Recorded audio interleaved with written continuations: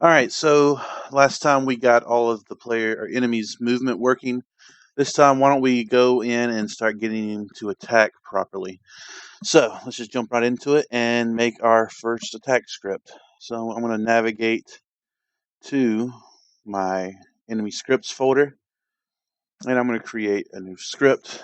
We're going to call this enemy attack. Alright, let that settle in, and I'm going to drag and drop attack onto my sentinel. Now he has an attack script. Just double click on it, open it up, and let's get the coding. Alright, so as usual, we're going to start with variables. So let's do that right now. So just follow along. We're going to make a public float.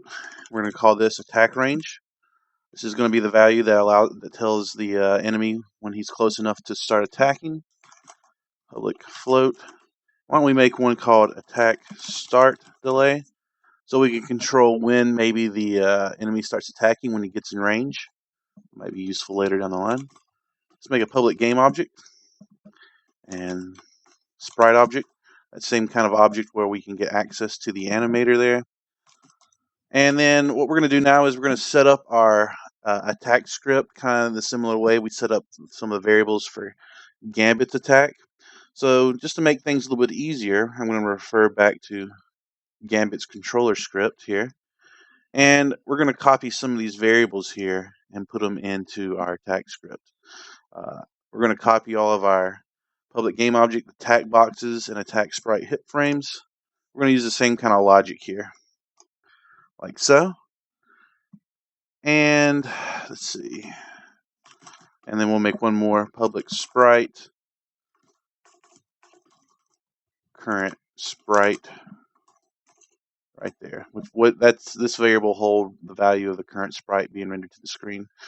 So these guys right here are our attack boxes that we have assigned to our sentinel right up here. And these right here will be our sprite frames that'll queue whenever we activate our attack boxes. Same as our player controller here. Now we got to make some reference variables here. So we're going to have to make one for our navmesh agent. And we're going to call this navmesh agent. Should look familiar so far. And enemy site. So we can get access to our enemy site script. And enemy walk. So we can get access to our enemy walk script if we need it. And one where we can get access to our animator window so we can start setting different Boolean values and whatnot. All right, so we got all our variables made. So let's make a void awake function here so we can initialize all of our reference variables we just made. Now mesh agent equals get component. Now mesh agent. And we're just going to go down the line here. Oh, forgot a semicolon. And then enemy site equals get component. Enemy site, I see an error up there, so we'll fix that in a second. Make sure you're using the correct syntax. I'm trying to get to the navmesh agent here, not the navmesh variable. Enemy walk equals get component. Enemy walk. And let's make one for our animator equals our sprite object where our animator component lives dot get component. And I've totally misspelled that. Sprite object dot get component, not type. And then we want to get access to that animator in our inspector. And we're good so far. All right, so now that we got some variables made and our reference variables right here, initialized right here in our awake value, what are we going to do next? Well, why don't we add some code in our void update so we can actually get our attack rocking and rolling. All right, so let's do that. The first thing we need to do is we need to update our current sprite so we know what sprite is being drawn on the screen. So we'll get a get component, sprite renderer, And then we're going to want to access the sprite right there. This will constantly update our sprite variable to what sprite's being drawn on the screen. And why don't we go here and take a break, and let's look at our Sentinel, and maybe we can see our current sprite object being drawn right here.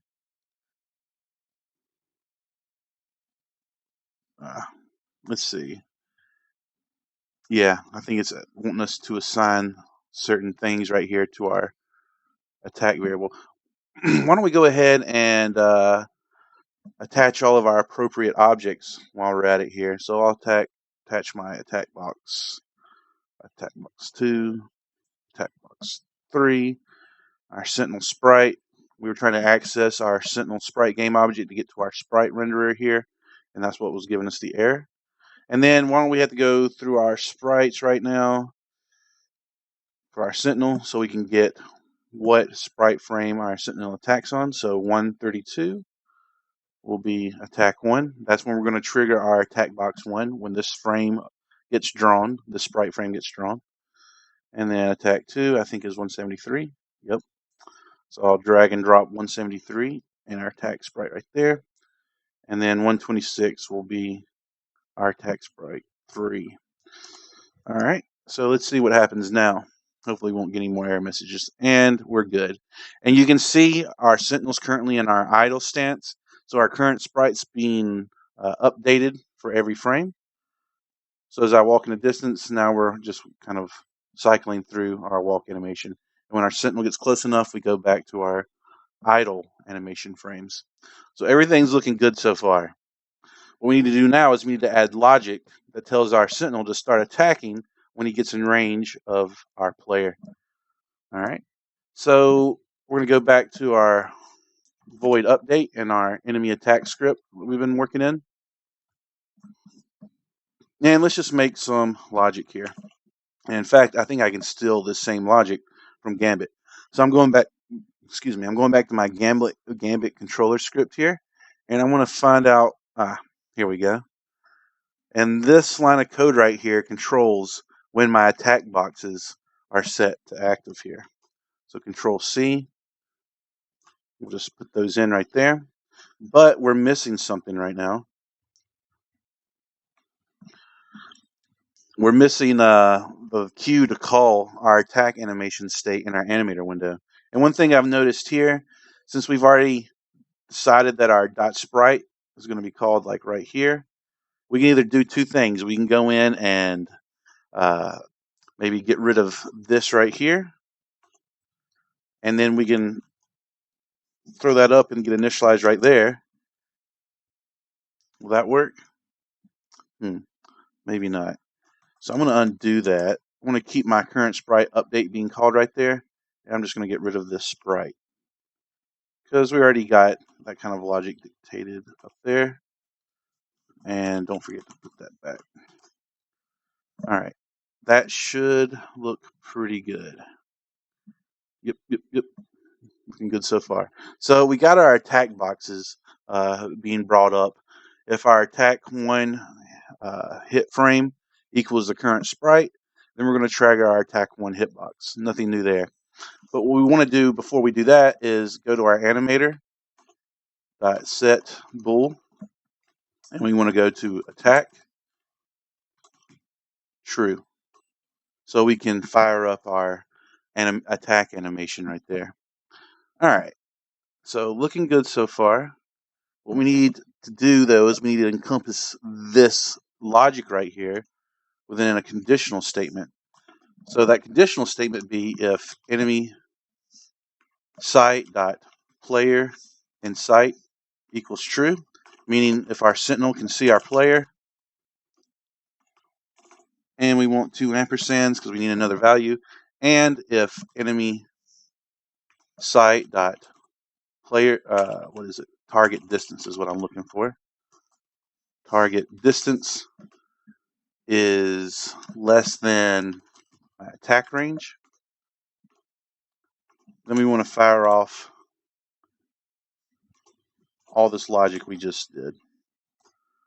All right, let me undo that auto formatting.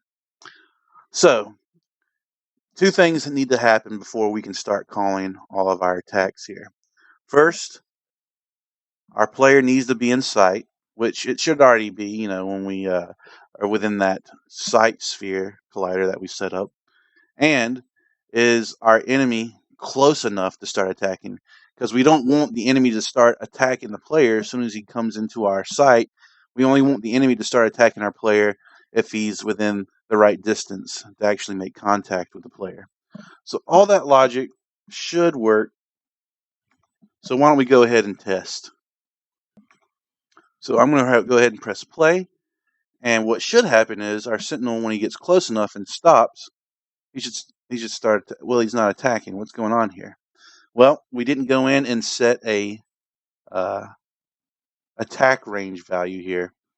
So if he's in within 0.1 distance, then he'll start attacking. All right. So what does that mean? What is this attack range doing? Well, if we press play and we look at our enemy site, here's our target distance variable right here. All right. Notice what happens whenever to this variable whenever the sentinel gets closer. It starts decreasing. When he gets in range, there he goes. He's attacking. All right. Well, a few things are happening right now. Our sentinel's just bullying our gambit out of the way. What we have to do is we have to make sure our attack boxes are set to triggers. And we got to add one more thing just to make sure that our sentinel is not trying to walk into our player. So let's go back to our attack script right here. And we need to add one more thing here. All right. So after we call our attack, or before we call our attack bool right here in our animator, so set bool attack true, that's what's triggering our animation. Why don't we go ahead and get rid of the destination on our nav mesh, so our player, so our enemy will quit walking towards our player. And that's just reset path, like so. All right. With those two changes, we should see a little bit, we should see better functionality. So with my attack range set to 0.1, my enemy won't start attacking till he's closer than 0.1 units away from our player. There he goes. And he's just wailing on our gambit here. But something's happening here. He won't stop attacking. And our attack box is constantly in, but that looks good now. That's what we want, but not this. So we could, stitch together some code to get our attacks to stop and then to start walking, and the attack boxes to start working properly whenever our player moves away from the attack. But instead of that, we're going to go ahead and transition into creating a state machine for our enemy that lets our animator window right here control our logic of our enemy. So if we're in our attack animations, we're only doing the attacks. But if we're in our walk animation, then we're going to trigger our set destination, our speed, and all that. So right now, we got the enemy attacking, yeah, but it's not exactly what we want. Next chapter or next lesson, we're going to look how we can set up a state machine for our enemy AI, which will basically be our enemy's brain. So stay tuned to that.